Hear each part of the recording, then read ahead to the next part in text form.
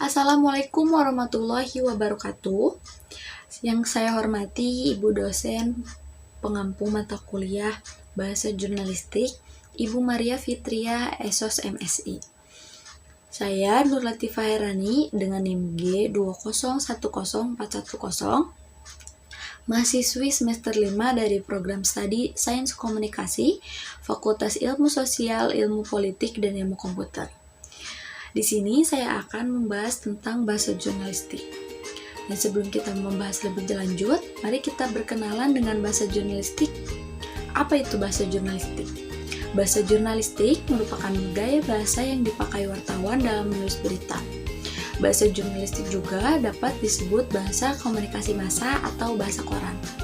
Menurut Rosihan Anwar, bahasa jurnalistik merupakan bahasa yang biasa digunakan oleh wartawan atau biasa disebut juga pers. Adapun beberapa sifat-sifat yang menjadi ciri khas bahasa jurnalistik yakni singkat, padat, sederhana, dan juga jelas. Yang selanjutnya ada karakteristik bahasa jurnalistik. Karakteristik bahasa jurnalistik itu ada 6, yakni singkat, sederhana, padat, lancar, menarik, dan juga jelas. Mari kita bahas satu persatu karakteristik bahasa jurnalistik. Yang pertama ada singkat. Bahasa jurnalistik yang diharapkan mampu mempermudah masyarakat dalam mencerna informasi yang disampaikan, baik melalui surat kabar, majalah, maupun media online, yang tentunya tidak bertele-tele dan langsung kepada pembahasan utama. Yang kedua, sederhana. Menggunakan istilah atau kata yang umum yang diketahui oleh seluruh pembaca dari kalangan apapun. Hal ini dapat memudahkan pembaca untuk mendapatkan dan memahami informasi yang diterima. Karena jika menggunakan istilah atau kalimat yang hanya dipahami oleh sebagian orang, maka hal ini dianggap tabu untuk digunakan dalam bahasa jurnalistik. Yang ketiga adalah padat. Padat berarti penyampaian informasi yang dilakukan secara lengkap kepada masyarakat.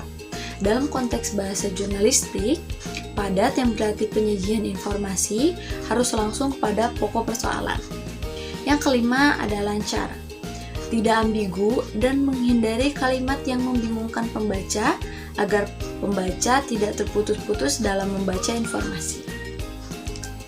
Yang kelima ada menarik, yang dimaksudkan untuk membangkitkan minat dan perhatian publik agar terus-menerus membaca informasi yang disuguhkan, baik melalui surat kabar, media online, ataupun majalah. Yang terakhir yaitu jelas, untuk mempermudah pembaca agar memahami informasi yang disampaikan. Yang selanjutnya ada fungsi bahasa jurnalistik. Fungsi bahasa jurnalistik itu ada 4, yakni alat menyatakan ekspresi diri, alat komunikasi, mengadakan integrasi dan adaptasi sosial. Yang terakhir ada alat mengadakan kontrol sosial. Mari kita bahas fungsi bahasa jurnalistik satu persatu. Yang pertama ada alat menyatakan ekspresi diri. Bahasa merupakan alat untuk mengungkapkan segala sesuatu yang ada pada diri kita, baik mengungkapkan perasaan, pemikiran, atau sesuatu yang kita inginkan. Yang kedua ada alat komunikasi. Bahasa merupakan saluran perumusan maksud dan tujuan. Dengan komunikasi, kita dapat mengungkapkan semua yang dirasakan oleh diri kita kepada orang lain. Yang ketiga ada alat mengadakan integrasi dan adaptasi sosial. Melalui bahasa, setiap anggota masyarakat perlahan-lahan akan memahami adat istiadat, tingkah laku, dan tata krama masyarakat. Bahasa juga menjadi alat komunikasi agar kita merasa terikat dengan kelompok sosial. Yang terakhir ada alat mengadakan kontrol sosial. Kontrol sosial adalah usaha untuk mempengaruhi tingkah laku dan tindak tanduk orang lain. Sebagai alat kontrol, bahasa memiliki peran penting pada saat menyampaikan gagasan maupun pikiran kepada orang lain. Sekian pembahasan bahasa jurnalistik dari saya. Mohon maaf apabila banyak sekali kesalahan dalam pemilihan kata ataupun kalimat. Wassalamualaikum warahmatullahi wabarakatuh.